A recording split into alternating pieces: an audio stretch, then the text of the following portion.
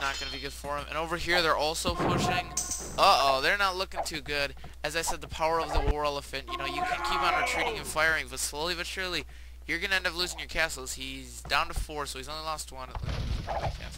Yeah, so he's going to be back up to 5, but a lot of war elephants now running around. And I'm not sure that these mangy guys are going to be able to defeat him. He's doing a nice job here of just limiting him to their big battle. It looks as though the team at the bottom is going to lose this battle.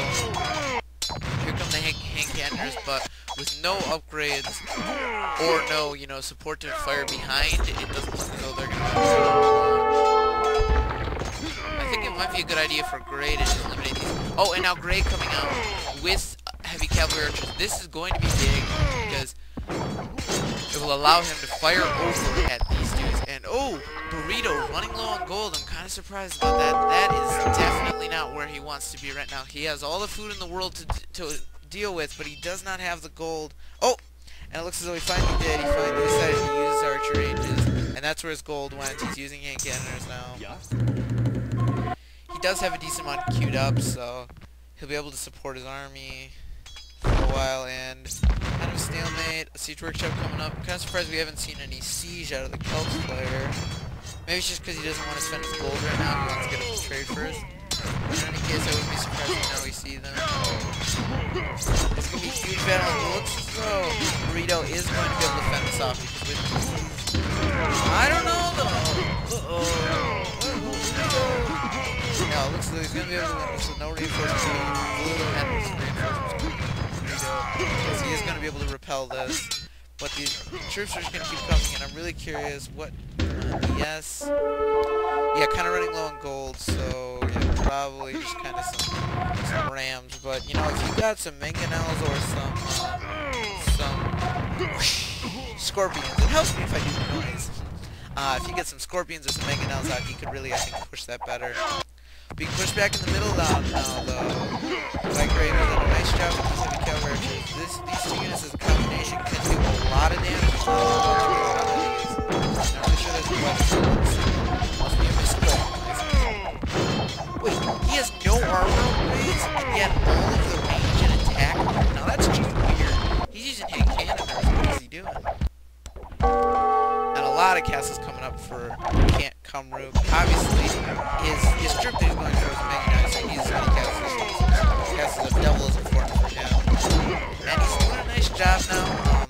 Red is running in with the warriors. They're not going to be able to do a whole lot against elephants, but they are much faster.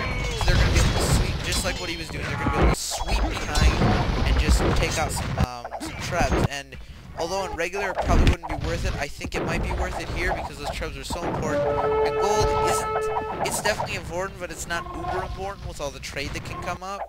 And because there's really not a whole lot of harassment that can come right now. Because there's no way of, you know, skirting. Especially for him. Having one of your civs, Black Forest, on this, that can have... I kind of equate it to Black Forest. But having one of your civs that can do bombard towers is huge. They're so annoying. And Halberdier is coming out. I'm kind of surprised about that. It must be Black Gold because he's not countering anything. Kind of retreating there. Here comes a Mangonel. Here come the Onager research and the Mangonels. I think this is going to turn the tide of this because with these hand cannons... I'm sorry if I'm talking really fast again. With these hand cannons, I think he's being able to fend this off much better, and I think he's actually able to do it. But once the Onagers start coming out, they're going to be able to take out those hand cannons. But he's done a nice job here. The Huskarls are coming, and it looks like he's pushed this back. And now it looks like the team to the left is doing a better job, although... this is a trouble spot. This is really not looking good for him.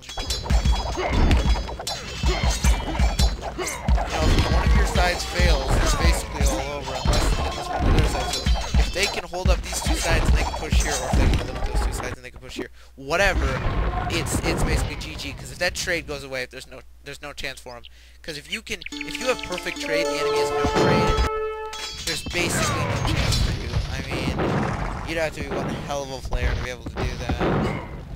Not obviously right off the bat. The trade is not good, but I mean this late in the game, there's no no gold available. You know, junk units, they're going to be able to do a lot, and I love using junk units, but they're not going to be able to give you the same results as Maggie Dies or Elite Eagle Warriors or those kind of things. And it looks as though they've all died here. He's doing a nice job keeping these Maggie Dies alive. And I kind of want to see Yen right now. Running low on resource, I'm not surprised, although he does have a lot of... These world defense are excruciatingly expensive. Other than bloodlines, he doesn't really upgrades. I'm considering he doesn't have bloodlines. I wouldn't be surprised if he also didn't have husbandry, because that probably makes him kind of stable. Really think being the person... Yeah, he does have a bunch of stables. Not really sure why he didn't invest in bloodlines. I mean, that seems pretty simple, but hey. He's the one playing right now.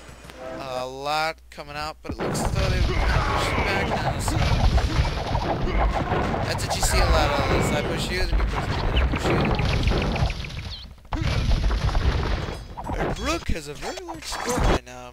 I think it's because he's playing defensively. And there goes all the walls. So this is just full-scale combat, and this is a hell of a battle we got going on here. I'm actually going to move it up a little bit. Will somebody be able to push this? Looks as though the team on the left, now that they've recovered at the bottom, if they can push this. Again, if one side falls on either team, that could be GG. So all these sides are extremely important. Still kind of a stalemate here. The onagers are coming out for blue now, but the house girls are going to destroy the onagers, plus these bombard cannons I think are going to be huge. Because even if the house girls can't get at the onagers, bombard cannons are going to be able to destroy the onagers very, very quickly. Plus they're going to be able to snipe down these castles, these siege workshops and such from a very, very far distance. So this is looking good for Teal up here. And oh boy. Again, when you see that many war elephants, you never want to see them close packed together running at you, because it's going to be dangerous. Down here in the middle. Oh, they're pushing through. Oh, this is a trouble spot. This is a trouble spot. Let's see what happens here. The defense is becoming infantry. I want to see what Tamiyama is doing right now. Tamiyama, what are you doing? He does have resource, and he does have the pop still. So...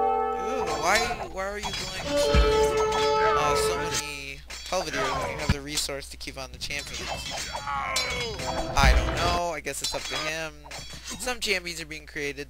Although, then again, the champions won't be able to do a whole lot against the paladins. You know, trying to handle this on his own is really not good for him, because with this kind of a mix with cavalry archers, the eagle warriors, and paladins running all over the place, it's really not good for him to try to handle them on his own.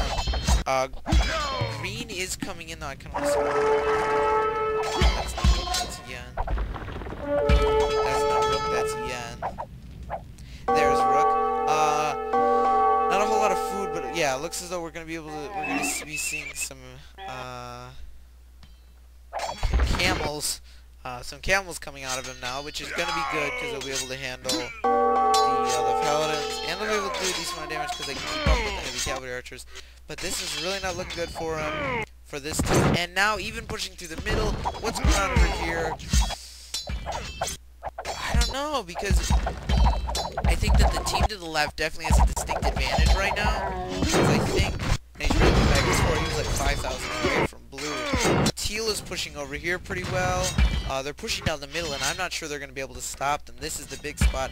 But over here, the thing is, yes, yellow is pushing, but I don't know if he'll be able to push, because with this retreating and firing with the Maggie Dies, sure they're not doing that much damage, but with this retreating and firing, I think he's going to be able to keep on fighting this off. I think that the team to the left has a distinct advantage right now, and we'll see. I think it all kind of comes down to yellow right now. Oh boy, where are these paladins going? It looks as though he knows what he's doing. He's going to go for the trade, and this could be dangerous with that many paladins getting your trade. But, in any case, I'm pushing him back again. I think that a lot of this rests on yellow. Not to blame or anything, but a lot of, if they can win, I think rests on yellow. And another castle coming up. Wow. Obviously with that trade, you can spend it still on the castle, but I think some of this rests on what yellow can do, because over here, blue is kind of pushing it back now, although a second ago it looked as though the gas player was pushing back. Although actually, this looks very, very thin right now, and with this many warriors, uh-oh. I don't know. Why? Does he run out of gold? No. So I don't know why we're seeing Python. He may have just for a few seconds there. I don't know. Maybe he was trying to deal with cavalry. So I'm not sure who was sending him, but yeah.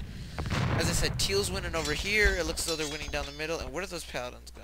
Come on, I even had gray on black so that I could see this kind of stuff. I don't know. I'm sorry I've lost them. I don't know if they did any damage. Probably should have been watching them to see what they did. I'm looking along the lines right now. Oh! Looks as though something died there and they didn't get a whole lot of kills. Yeah, it doesn't look as though anyone has done really any damage to this. So I don't really know